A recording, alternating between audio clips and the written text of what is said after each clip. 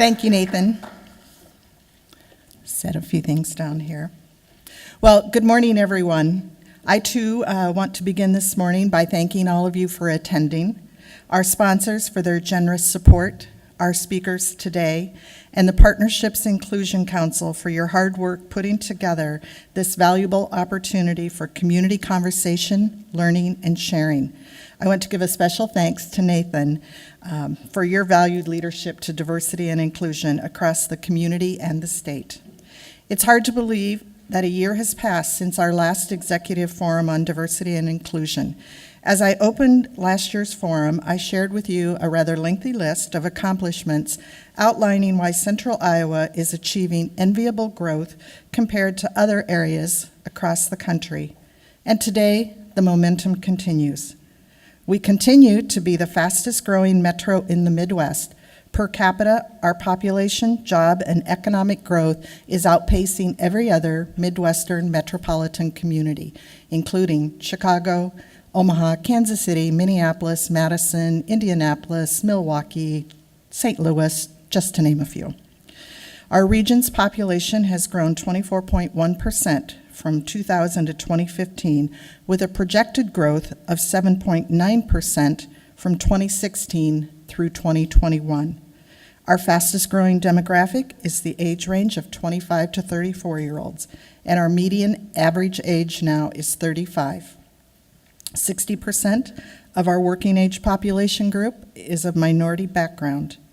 And from 2009 to 2014, our foreign-born population grew by 25.1%, compared to the U.S. average of 9.8%.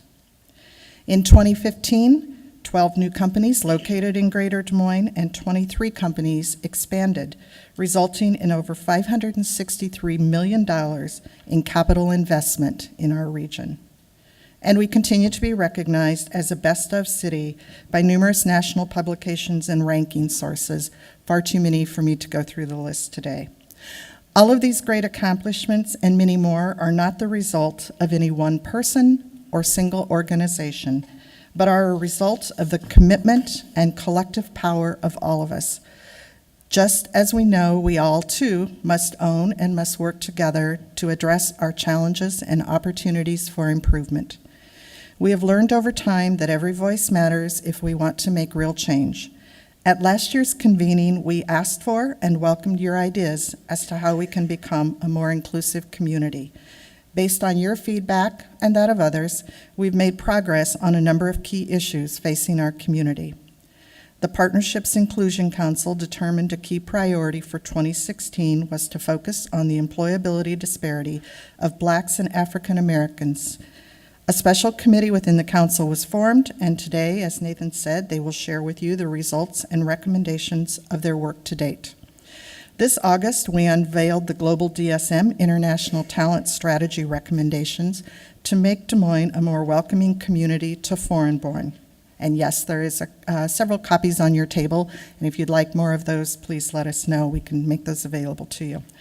This report culminated from the year-long work of the Immigration Integration Task Force, which was a broad-based coalition of community members focused on improving the lives and opportunities for success of our current and future foreign-born residents.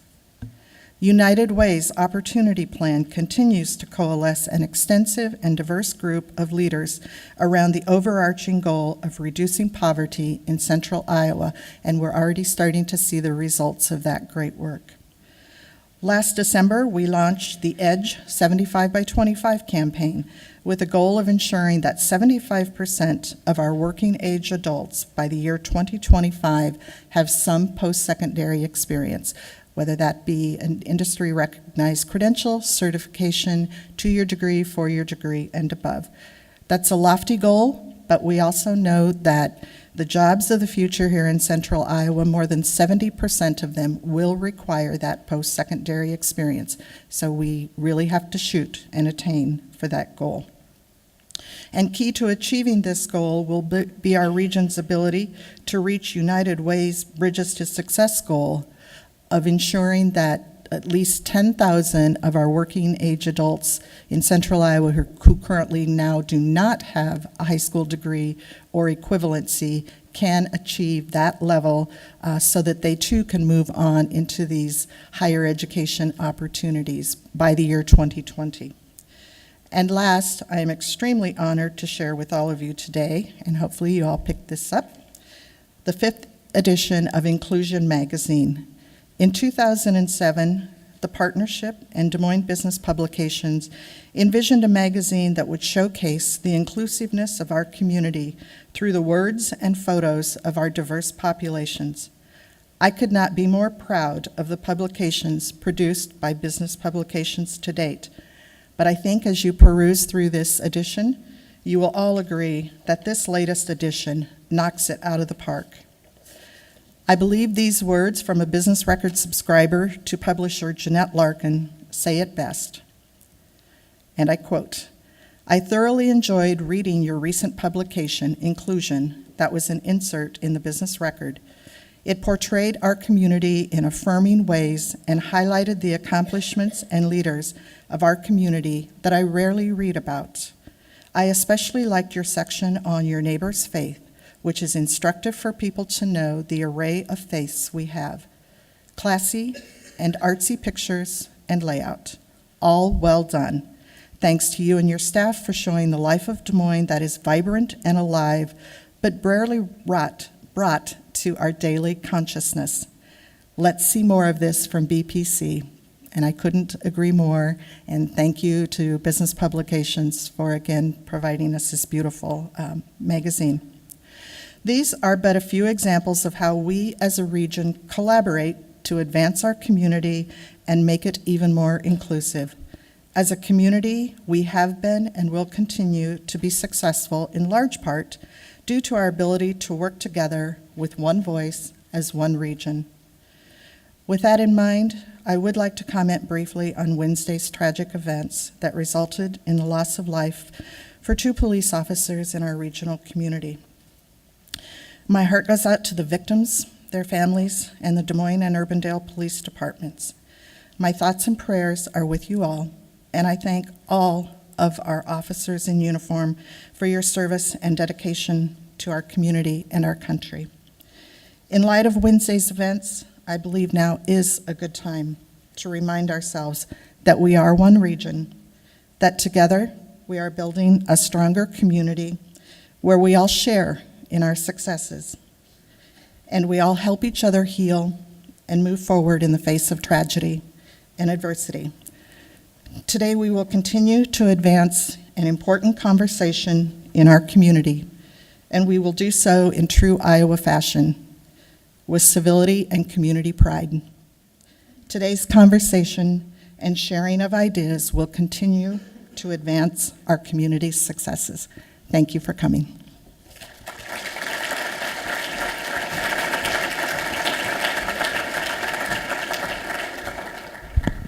Thank you, Mary. One thing that I did want to point out, for those of you who are on social media, we do have a hashtag. It is hashtag DSM Inclusion, so please use that on your Twitter and Facebook posts should you be so inspired to. Next, I'd like to welcome to the stage Artis Kelly, Senior Vice President and Chief Accounting Officer of Federal Home Loan Bank of Des Moines.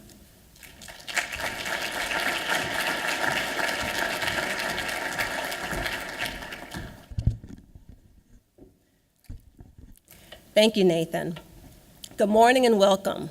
As Nathan just said, my name is Artis Kelly, and I'm glad to join you today for the Greater Des Moines Partnership's 4th Annual Executive Forum on Diversity and Inclusion. On behalf of the Federal Home Loan Bank of Des Moines, I would like to thank the Greater Des Moines Partnership for hosting this event. I would also like to recognize our other sponsors, John Deere Financial, and Veridian Credit Union, for their support of this very special event.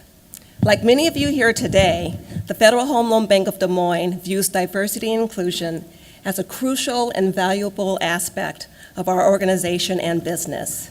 As our labor force and communities change, we find ourselves faced with a future that looks amazingly different from the one that we see today. These rapidly changing demographics demand that we engage in an ongoing and systematic dialogue very similar to the ones that we're going to have today, that focuses on continual growth, understanding, and development of our diversity and inclusion intelligence. And as community leaders and business executives, we must be prepared to face the future challenges ahead by gaining a deeper understanding of diversity and inclusion, but most importantly, by being mindful and responsive of the needs of our employees and the communities that we touch. At the Federal Home Loan Bank of Des Moines, we've made great strides in our diversity and inclusion journey, but that is a journey that is continuous and a long one. We strive to foster an inclusive culture that understands and embraces diversity in all of its forms. Our leadership team is not only committed to that goal, but is also supportive of an inclusive environment that embraces the vast range of cultures, perspective, ideas, thoughts, and solutions that each of our employees bring to our organization. Ultimately, we want to equip our employees with the tools and the skills that they need to be successful within our organization and beyond. As each of you continue in your diversity and inclusion journey, I encourage you to engage in leadership development and to continue to learn more about the value and importance of a diverse and inclusive work environment. Do all that you can to serve as role models that embrace equality and inclusion. As we look forward to the future, we can utilize the knowledge and expertise of local businesses that have developed a proven model of success. Wellmark, under the guidance of Chief Executive Officer and Chair John Forsyth, and Rona Berinobis, Vice President of Inclusion and Organizational Development, have skillfully embedded inclusion in every aspect of their organization. At Wellmark, they view diversity and inclusion as fundamental components of who they are and what they do. And John's passion and commitment to diversity and inclusion have been instrumental in Wellmark's success. John and Rona will be presenting today's keynote session, Creating an Inclusive Workplace Culture, and providing additional insights to Wellmark's journey and the strategies for leveraging diversity and inclusion in their workforce, their workplace, and the marketplace to maximize organizational effectiveness. Please join me in welcoming John and Rona to the stage.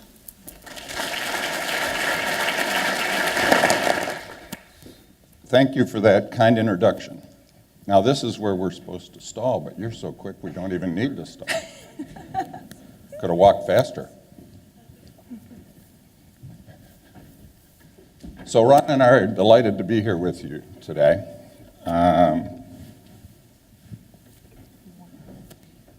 You can see we're always well coordinated. So it's a special opportunity for us to be here with you today. And what we thought we would spend some time is talk about the who, what, the why, and the how. And we want to do it very quickly on the who, what, and why because we want to spend some time on the how because we think that's what's very, very important. But the who, how many people in the room have Wellmark, Blue Cross and Blue Shield insurance? Oh, well, there's a table up front. So we will work on this table. So who we are is clearly the largest insurance company for health insurance in Iowa and South Dakota. We have offices, our corporate offices are in Des Moines. See the picture, you've all seen that building. Offices in Cedar Rapids and Sioux Falls. We have about 2,000 employees and about 2 million members or customers. And those of you that don't have our insurance, we have a table of officers back here. Could you raise your hands? This is the front table. I didn't notice others. Now, we also have members of our Inclusion Council here today, so could you raise your hands? I think you're all spread out in the back. Important group to keep your eyeballs on, because afterwards, Ron and I will stay around for some questions, and hopefully we'll go through this fast enough, we'll have time. But I think getting information from the Inclusion Council you'll find of great value. So our diversity and inclusion mission statement And I think I'll read this to you because I think it's very important. And I thought I'd read it in my fine print because I didn't know I'd have this up here. But that's the back of my business card. So anybody in the country that I go around and I hand my business card to, it has our commitment. Wellmark is committed to being an inclusive company where each individual is important, respected, feels a sense of belonging. Every individual will have the opportunity to contribute and develop in ways consistent with our mission and values. Appreciating diversity. To be truly inclusive, we must embrace diversity. Diversity is always, we are different, both seen and unseen. So a big thing as we've thought about diversity and inclusion is it's the seen and unseen differences. And I'm not going to go through and read the rest of this because in the interest of time, but I'll spend a few minutes on how we developed this. We developed an inclusion council. We'll spend some time talking about the inclusion council because I believe that's the secret success story for us. It's our secret sauce. And the first part of the inclusion council, we said, we need to have a vision. We need to understand what is our future state. So we met as a council. I've chaired the council for its entire existence the last 10 years. We're celebrating our 10-year anniversary. And what we did was develop a statement, but we do something called Off-Broadway.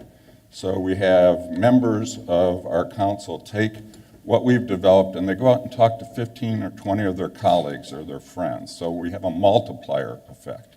And they ask, what's this say to you? And they come back and we do iterations until we had something that we thought people across our company could identify with and be supportive of. And this has pretty much stood the test of time. We've made a couple of tweaks over the 10 years, but it's pretty much stood the test of time. Then you have to have a business case. It's more than doing the right thing. So again, it seems pretty easy. We did a 5-page business case 10 years ago. It took us 3 months as a council to develop the business case. Again, going back and forth with people across our company to say, okay, in our customers' interest, in our members' interest, why is inclusion and diversity critical? As a company, why is inclusion critical? But probably most important as an employee, because people don't do things against self-interest. So as an employee, why is it in your self-interest to be tremendously supportive of inclusion and diversity? And after a 3-month period of time, we had some pretty broad-based buy-in across our company. The interesting thing is it's probably so broad-based that I'd ask Rona to dig out our business case because probably none of us have looked at the business case over probably the last 5 or 6 years because it's just second nature now. So the how. So first, it's about leadership. And up there you have the front of my business card, and the reason that I put it up there is I think it's interesting that the chair of the Inclusion Council is probably 3 times as big as my role as chairman of our company. And the Inclusion Council actually designed the business cards. And when I first looked at that, I said, And then after a while, I thought about it, and I said, that's just the right statement to make inside our company on a national basis. So I talked already about shared vision. I want to have a shared vision. Open door policy. In our company, most of our leaders, if not all of our leaders, have an open door policy.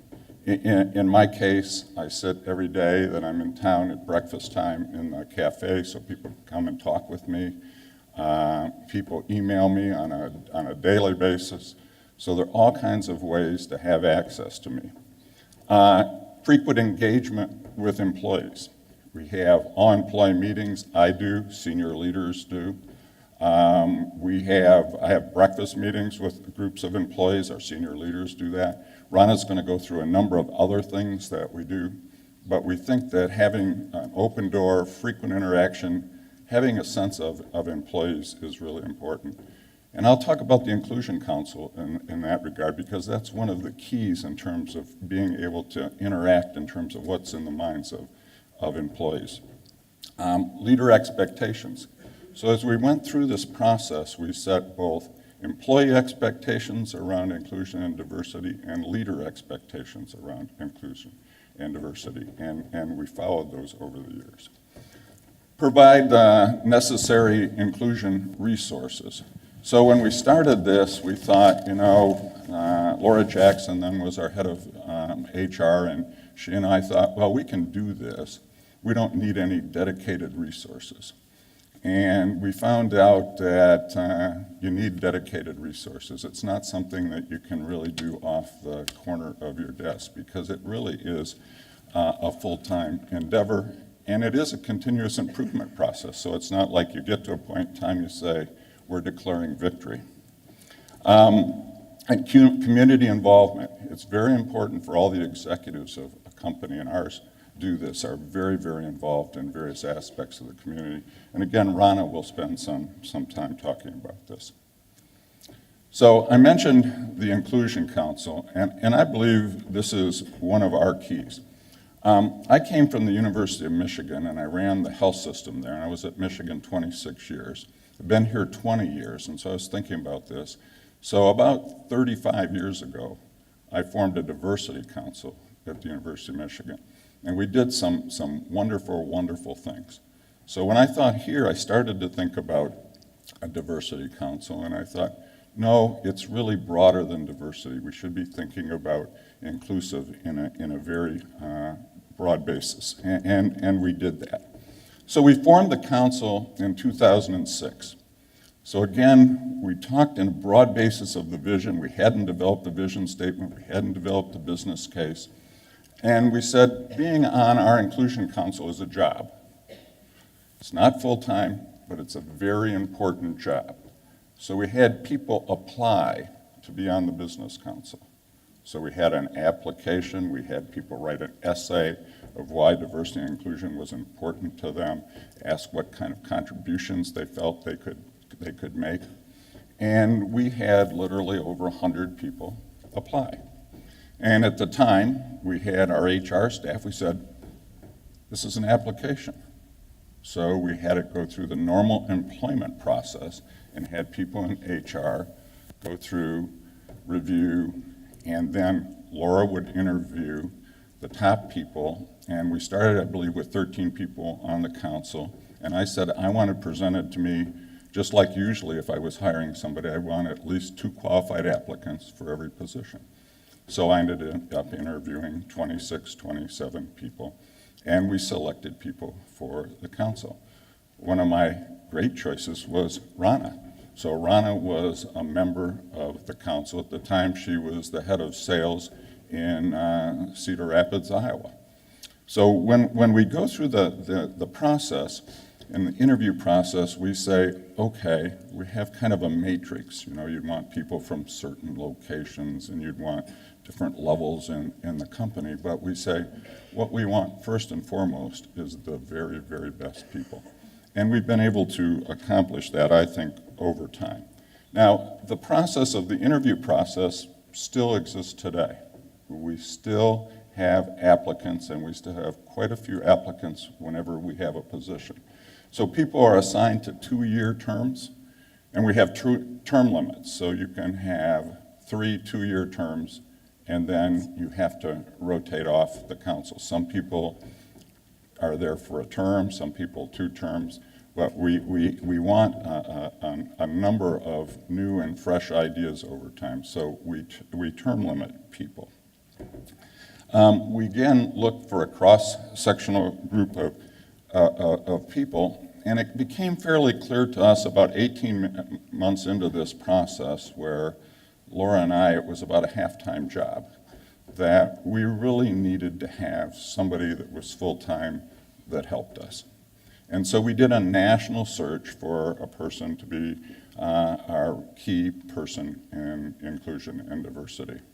And after a national search, we hired Rona, because we said in-house we had the very, very best person. I was very surprised that she was a leader in sales, that she really wanted to spend full time in inclusion and diversity. And she did. She's done a tremendous job and has been promoted over time for broader responsibilities that also include that. We look at the Inclusion Council as our eyes and ears. I do particularly. So when we're doing any initiative of substance in our company, we come and talk about it with the Inclusion Council. If we have materials that we're going to send out around something that's pretty consequential, we run those materials by our Inclusion Council to get the insights of an important cross-section of our people. My favorite part now of the Inclusion Council, and I shouldn't say that, there are all kinds of great things and favorite things that we do, but mine is we have virtually every meeting a round table where their assignment is to tell me something I don't know. So kind of stump me. Tell me something that's going on in our company that I'm not aware of. And I learn tremendous things, and the senior officers that are back there, 3 people there in my staff meeting, know what time of the month it is because I come in with this list of things and say, I heard this, or what about this, or is that really true? We certainly couldn't be doing that. It's been a real growth opportunity for members of the council. So Rona isn't the only person that's come on and has grown and received a different job.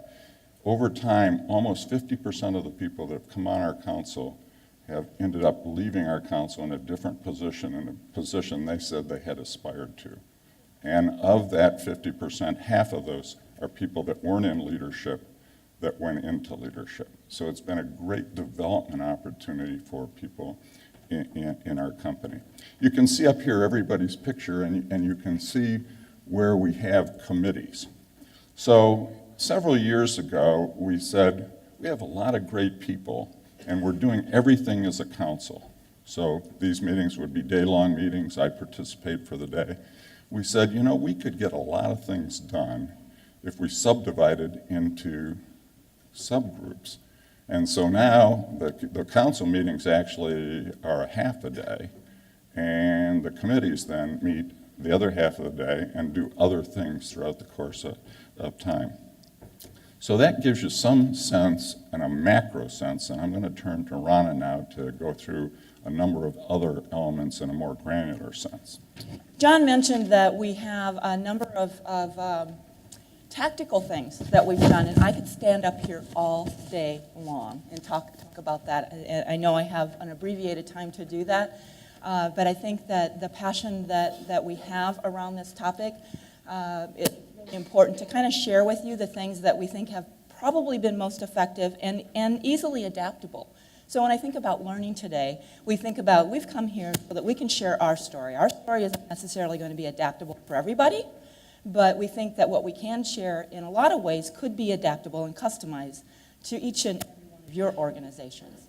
So a critical part of who we are as an organization, and actually a core value of ours, is continuous learning. I know when John came here, and it was very clear 20 years ago, I happen to have been alongside the time that John's been here by just a little bit more. But one of the things that he very much infused into each and every one of our minds was the fact that he's a lifelong learner. He wants each and every one of us to understand the value of lifelong learning. And so we start with continuous learning in terms of what diversity and inclusion means to us as an organization.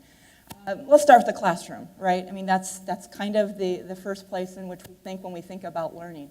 We start with inclusion at Wellmark. So each and every employee in the organization, new hire, every employee before we started this initiative went through a required course called Inclusion at Wellmark. And what it provides for us is a level set, core understanding of what inclusion means to our organization, what it means to our as an employer, what it means as a provider of service to our members, to our customers, and most importantly, what it means individually for each person that walks in the door at Wellmark, and what your role can be, and what is expected of you as an employee at Wellmark. In order for an employee at Wellmark to be successful, there's no negotiation around being inclusive. You have to be inclusive to be successful in our organization. And we level set that on day 2 of your new employee orientation experience. We spend 90 minutes not training people, but sharing what it is to be at Wellmark, to understand what your biases and assumptions might be and how you make sure that you don't let those get in the way of collaborating and being successful. And John had mentioned the unseen differences and how important that is to us as an organization. We really focus on, the seen stuff is pretty obvious, right? We really want people to focus on the differences that you don't see and appreciating that just because somebody may communicate differently or have a different background from you, a life journey from you, you need to kind of think beyond the obvious. So that's part of where we believe our teaching or learning, shared learning really happens, and it's right out of the gate, day 2 when you come in to Wellmark. We also offer a number of other classroom opportunities. I won't read them, but we cover a variety of diversity-focused inclusion override in the classroom for a lot of ways, and that includes lunch and learns. So lunch and learns, really informal way to learn. It's a combination of employees and also external partners. Just recently, just a few weeks ago, we had One Iowa in to share some learning. Keenan did a fantastic job helping our employees to understand the value of what a transgender individual can bring to the workforce and how we need what we need to do to better appreciate what a transgender individual goes through. It was really powerful learning for us. So that's just an example. Learning goes on. It's in a number of ways, but I'm going to spotlight just some additional things. We have what we call the Inclusion Hub. And when you think of a hub, it's kind of Grand Central Station, right? It's a location where you go to, a central location for you to get information. And our hub is one of the most viewed internal sites that we have. The hub contains a lot of information, but I'm going to start with a leader toolkit. So we developed through the Inclusion Council a number of things that we find would be helpful for leaders. So anyone who's a leader, informally or formally, understands it's always great to have some tools. You can't think and remember to do everything. And so what we've come up with is a very simple toolkit that provides activities for team meetings, checklists, best practices, resources, dialogue starters. So each leader has a different method in terms of their thinking. So we've got a designated toolkit for leaders to go to help them be the most inclusive leader that they can be. The rest of it's dedicated to our employees. So we have a number of things that are on our Inclusion Hub. One of the things that is part of our Workplace Communications Committee, one of the best things I think that we've done over time from a communication perspective is the What's My Job series. So we featured employees from all parts of the organization, what their jobs are, what they do for the company. While we might think high level, well, somebody works in operations or somebody works in finance, getting to that more granular level and a more personal and intimate level with our workforce has been very, very powerful. And we also take that opportunity to help everyone understand what does this individual do, how do they leverage inclusion or diversity within the job that they do for the company. So we help to connect the dots. We bring the business side in with that softer inclusion side and the value for what it means to our customer. It's a great learning, very simple way to learn and help us to get to know others in the organization. It goes a little bit further with our employee features. So we also have employees that are willing to tell their story on a more intimate level. It might be related to a culture, it might be related to an illness that they have overcome and they're willing to share their story. It might be about a veteran returning from deployment. It's a number of ways in which we help employees appreciate and understand the diverse aspects that they might bring. With that, discussion forums and blogs that accompany those articles, very cool stuff, because technology is a way for us to communicate, right? It has become more and more popular, and sometimes the only way people will communicate.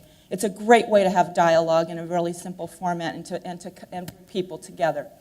Cultural learning, I had mentioned, we designate and honor a number of cultural months and days and weeks and community events.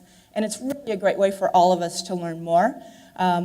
And then we also have our community happening. So if we're involved in a community event or we're sponsoring a diversity and inclusion related event, we showcase that on our Inclusion Hub, and we invite employees to participate. We bring them in. We want them to be part of that process.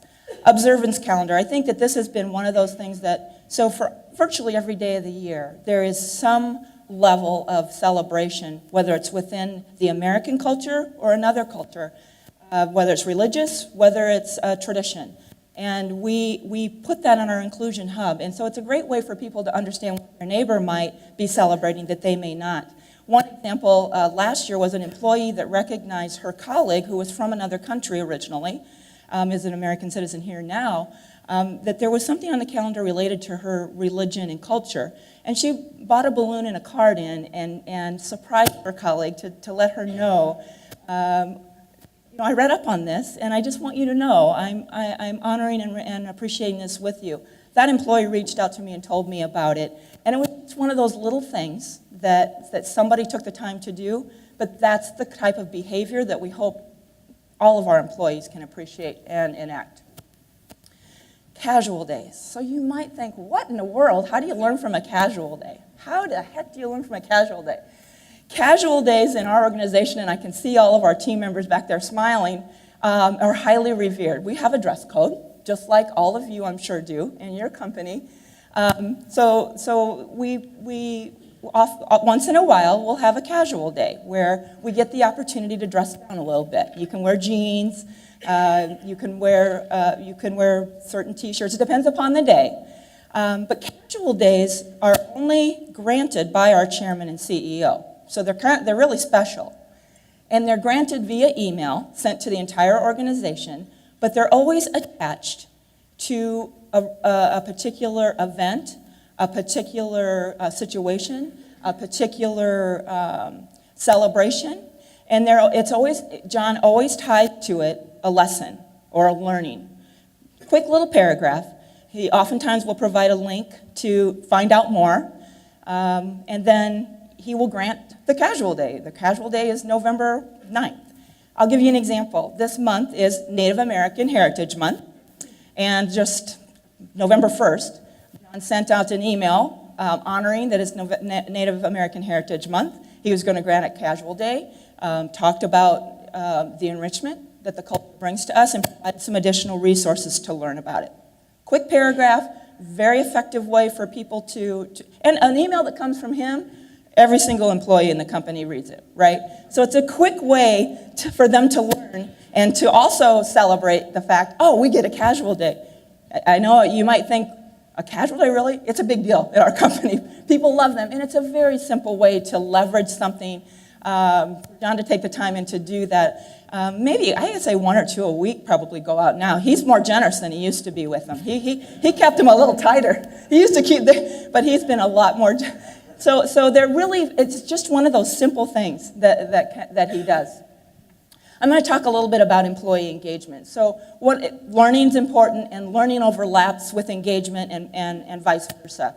I'm just going to spotlight a few things. I mean, we do a gazillion things, but one of the things that we do that's been really effective is we just got done with Inclusion Awareness Month. October was Inclusion Awareness Month. Throughout the month, there's a ton of activities that we do, but I'm just going to spotlight a couple of things. One of the things that we start is this summer, we invite the employees to submit ideas for what the theme of the month will be. We have a different theme every year, and we invite the workforce to be part of that. We get hundreds and hundreds of submissions of ideas for the month. And the council has the great task of narrowing that list to, I think we get 300 or 400 of them, yeah, right? And they have to narrow it down so the workforce can vote on it, which is a tough task, but a fun one. And then the workforce votes on it, and that winner, John goes and taps them on the shoulder and surprises them when that's determined. 1,500 of our 2,000 employees participate in it. So and that's pretty consistent each year, that 75% of our workforce usually participates in it. And that theme, this year, John mentioned 10 years, right? So we asked that their submissions be related to 10 years. This year it was very simple. We all belong 10 years strong. And then they get the person who wins gets a chance to work with our marketing design team to come up with what that emblem will be, and then it's put on a T-shirt. And everybody who voted gets a T-shirt. And then on the casual day, they get to wear that T-shirt. So we see people wearing those T-shirts all the time. Very simple, again, but it's one of those engagement things that we do. We also have, in October, an Inclusion Ambassador Award. So one person or one team of people are recognized with an award on an annual basis. All throughout the year, your colleagues in the workplace have the opportunity to nominate somebody who exemplifies inclusive behavior, both in the workplace and or in the community. And it's one of those things, we have a ceremony, John presents the award, it's done during Inclusion Awareness Month. It's a very, another way to really spotlight somebody or a team of people that do this really well.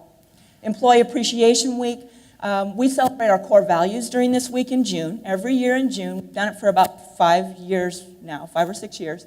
And it's really very inclusive based. We want to make sure we provide activities for every physical capability, that we're thinking about how people can participate depending upon your job. So there's a lot of things that we do throughout that time. One of the things, I think the capstone of the week is a talent show. So what better way to express diversity than through a talent show? But from both a performance perspective and from an artistic perspective, we have a ton of people that participate. And more than 1,000 people come and watch these people with their diverse talents. So just another way to engage employees. Social and learning opportunities. We also want to make sure that there's a little less formality around people being able to connect. We have what we call coworker connections. This is based on an idea that an employee brought to the Inclusion Council.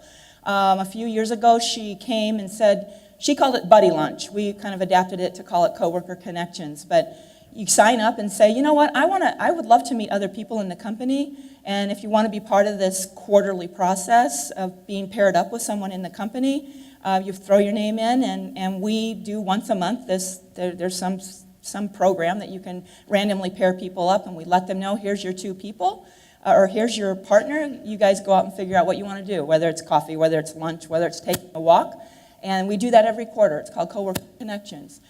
John and some of the other senior leaders here are part of that program. They participate. I got an email one time, and the person said, I think this might be a mistake. I got paired up with John. And I said, no, it's not a mistake. Not a mistake. He does this. He looks forward to it. It's just he participates in everything that we do. It's really, really true. It's really, really true. VIP network. VIP means very inclusive person. So there are people that don't have time to be part of the council, or don't quite frankly get chosen for the council. So we have what is called the Very Inclusive Person Network, that is sort of an extension of the council. And they are kind of an additional boots on the ground kind of group that helps to reinforce the activities that we're doing, the events that are going on. They promote the classroom stuff. They kind of have an elevated presence around what we're doing. They also help us with Employee Appreciation Week, just a ton of things, right?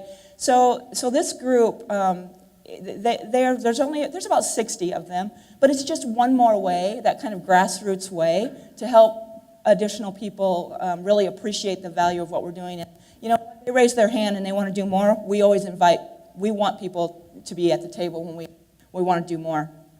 There are culture teams within every division of our organization, and those teams are really committed to the work that's going on in their own backyard, and they come up with a variety of ideas to bring to the table. We have what we call our Every Voice Counts culture leader team, and we've got 2 of our members. Guys, will you raise your hand? Mike and Vicki, part of that team here. This is a very informal group of leaders that meet once a month.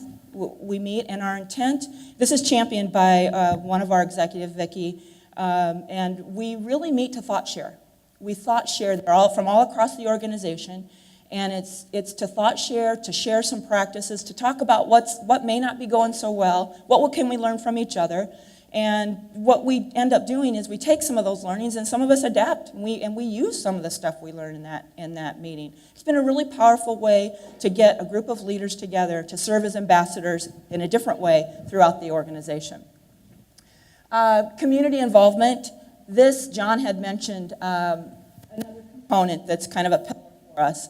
It's important for us to not only do this internally, but just as important to talk and activate ourselves externally. We're involved in a number of committees, boards, advisory groups, councils. It's important for us. We also want to make sure that while we're doing this, we're promoting the value of what volunteerism means to the workforce. And our council is a strong leadership group to help the rest of our organization realize that value.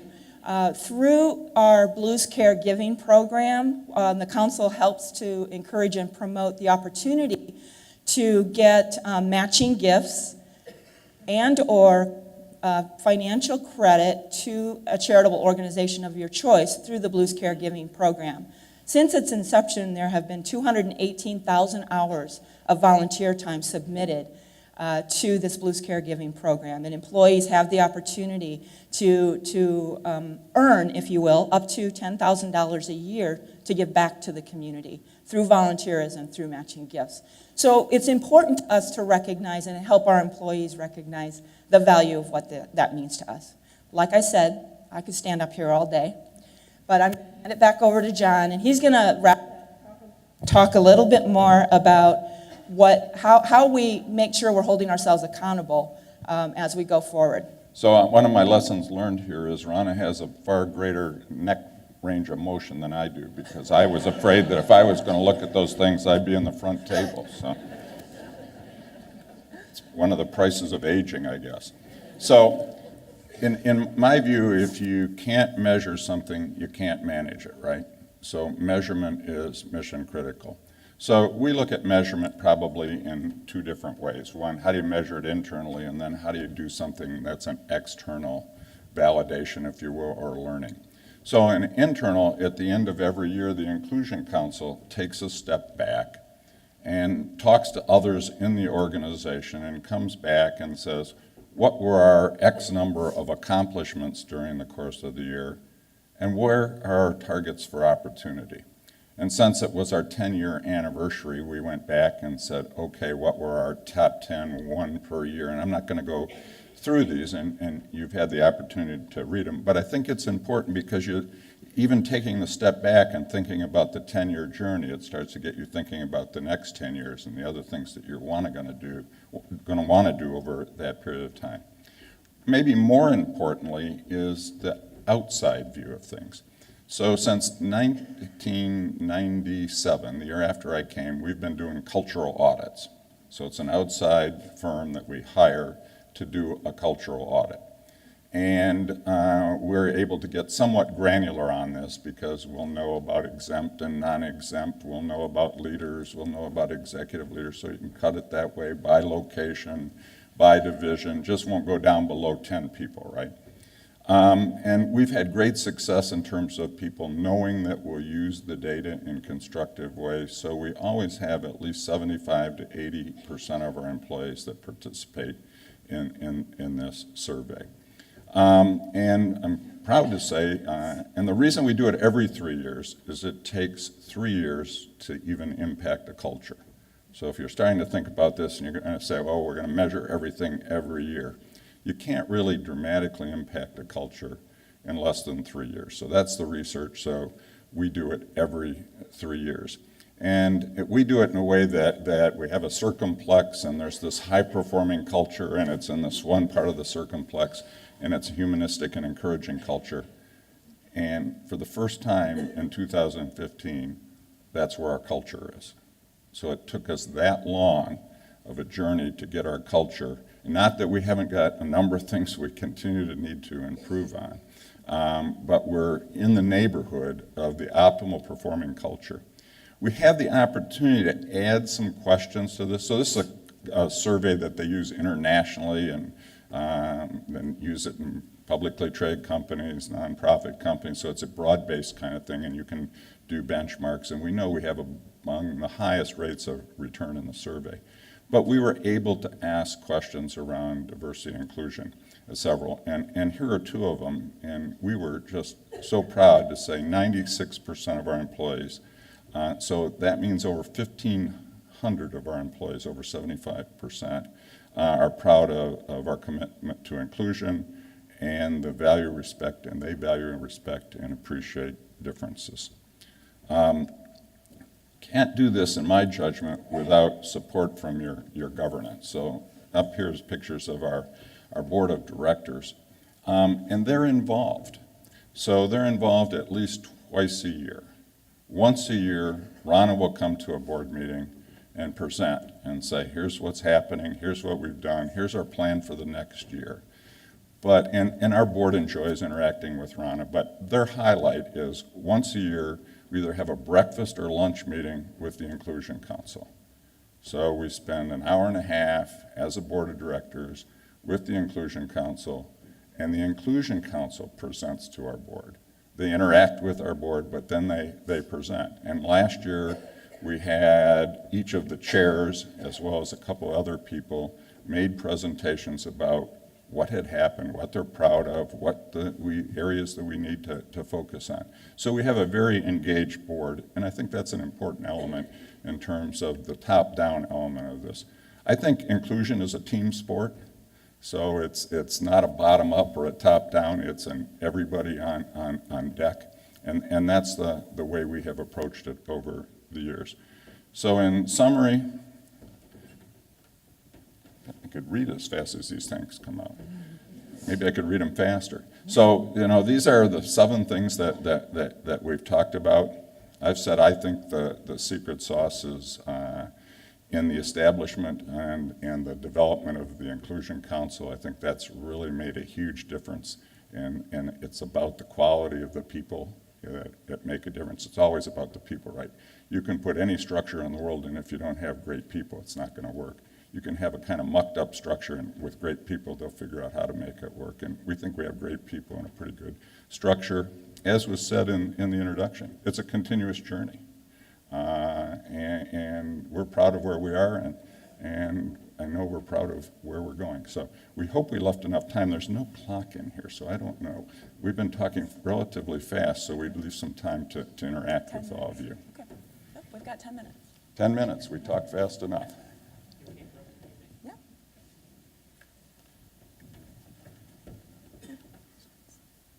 No questions?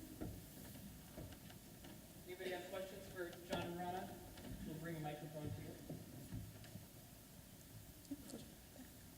There's one question in the back.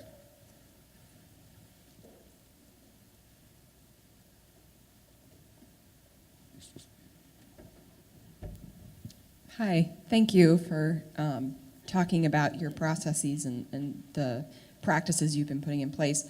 I work for State Public Policy Group. We're a very small business, around 10 employees. What would you say are the key activities we should take on to promote inclusion and diversity?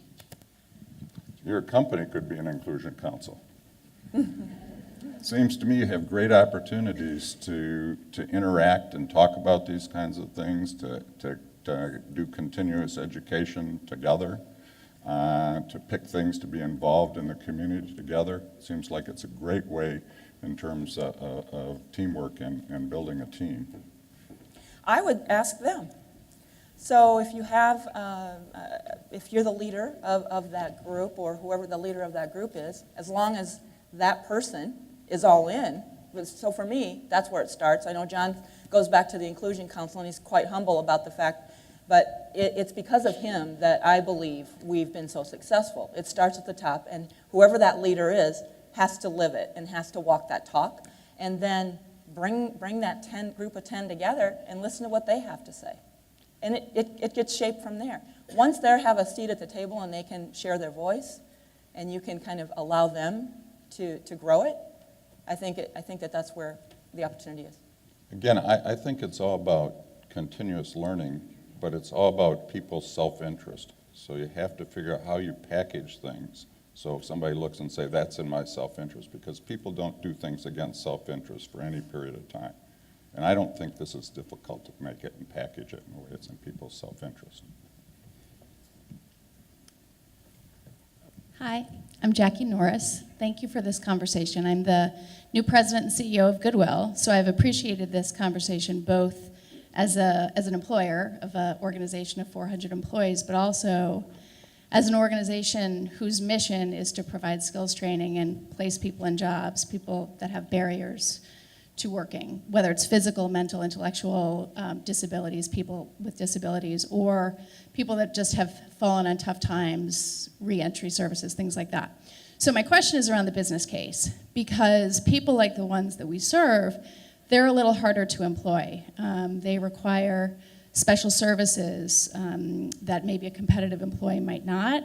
And so I'm wondering how you think about that in your hiring process, because to provide a diverse and inclusive workforce, it means, you know, the definition that you have on your business card. I'm just wondering if you could shed a little bit of light on how you make the business case for people that need just a little extra help in your workforce. I hope I articulated that okay. Yeah. You wanna take that or what? Well, I'll spend a couple of seconds, but Rona's in charge of our recruitment, so I would turn to her. But again, we think that makes us a stronger company. And if you look at the members that we have, there's a cross-section of people that, in fact, represent some of the people you're talking about and trying to have employed. And so you'd look and you'd say, well, you can't have 2,000 employees that have special needs, because maybe then you'd have to have far more employees. But there are some number of employees, and there are some number of jobs where you can get great matches. So we participate with the University of Iowa in the REACH program, and there are other programs I could talk about. And there are people that we have employed that maybe not be able to be employed in most situations, but Rona. Yeah. So when you ask the question, I just want to clarify, are you talking about in your own business case at Goodwill? No, and I want to commend Wellmark. That's not at all, it was not at all a criticism as much as a conversation when you're talking to companies that, you know, are watching their payroll, watching their budgets, and thinking about finding the best people to fill the jobs to get the work done. So it's actually not about Goodwill. It's really about the business case when you're trying to sell this to other companies. Yeah. I would say that we've had some conversations with like industries that really want to advocate on behalf of disabilities, employees with disabilities. And I think that it's just ensuring that you can provide the value of what individuals from that segment can bring to the table. I think some people have done it really, really well. And so it's just making sure you have a conversation with the people that it matters. I think there are people in like roles like me that open the door to those conversations across the greater metro. So that's where it starts for me, is just being able to come in and talk about what that value could mean to them. And it also, in some companies, it's an affirmative action expectation now. So I think that's an opportunity as well to raise that to the top of your conversation. Is, you know, how can we help you? We know that this is something that you need to strive for as an affirmative action employer.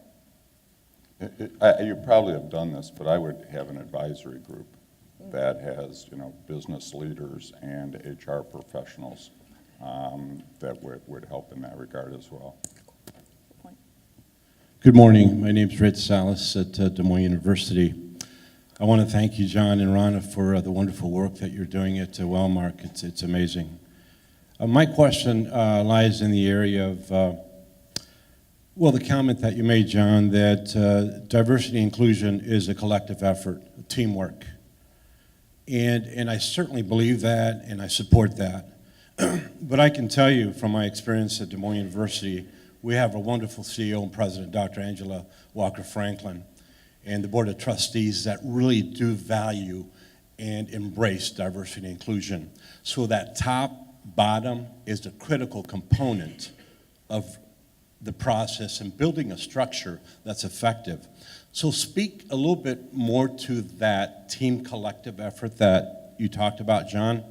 And then the second question I have, with the current issues going on right now, whether it's politics, Black Lives Matter, the North Dakota pipeline, do you embed some of those topics in diversity and inclusion spaces where people are able to have good civil dialogue around those issues?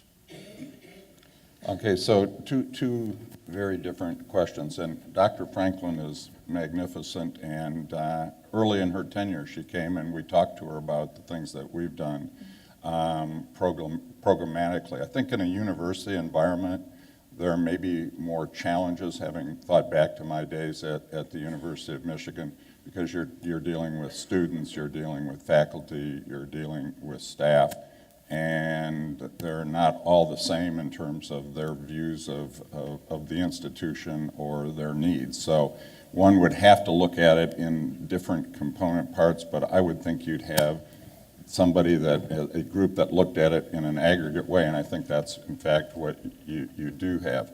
I think the universities are a great place because the intellectual curiosity and wanting to have those open conversations and wanting to facilitate those open conversations and bringing in outside speakers. So I think there are all kinds of opportunities for education.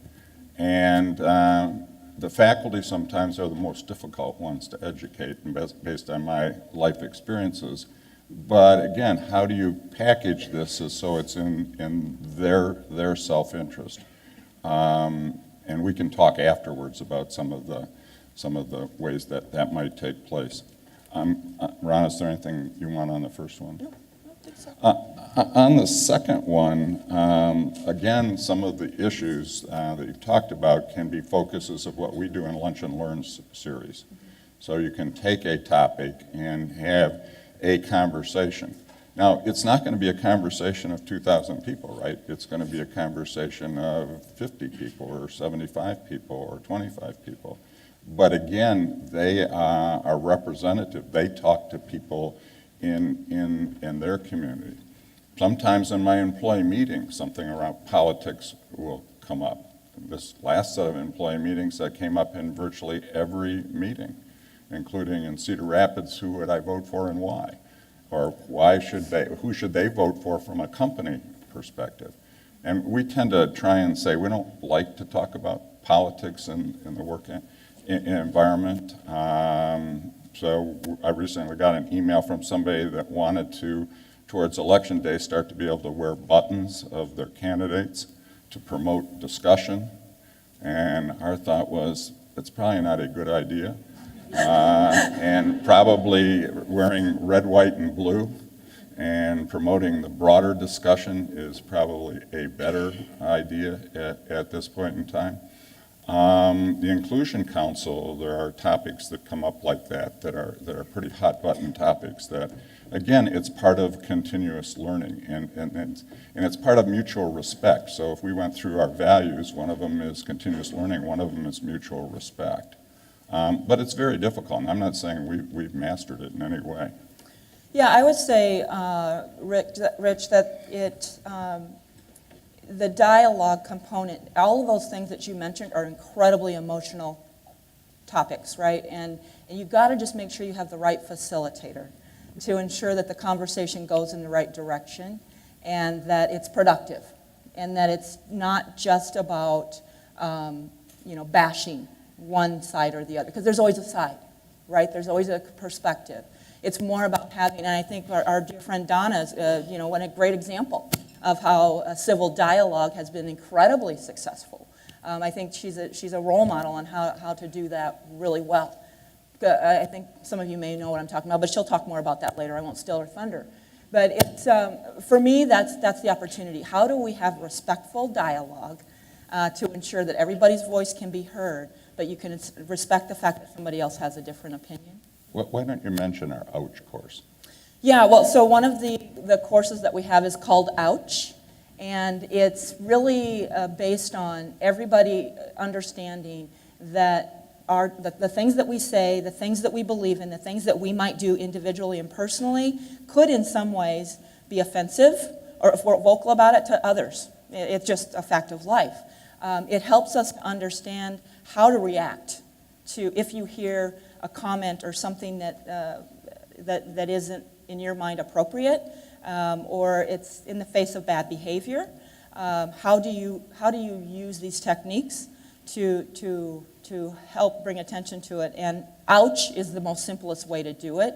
And what that usually does the person that may have said something offensive steps back and says, without really hopefully being offended, they recognize the fact that, well, something went awry there. There's something there that we need to stop and talk about. It's a lot deeper than that, but just generally, we offer that, and it's probably been one of the most successful and most highly rated classes that we offer at Wellmark. I know many people have told me that they've been in situations that you might characterize, and they were able to just say, ouch, and the other person started to think about what they were saying, and they could go from maybe an uncivilized dialogue to a civilized dialogue. Time's up? Okay, very good. Thank you. Thanks. Oh, thanks.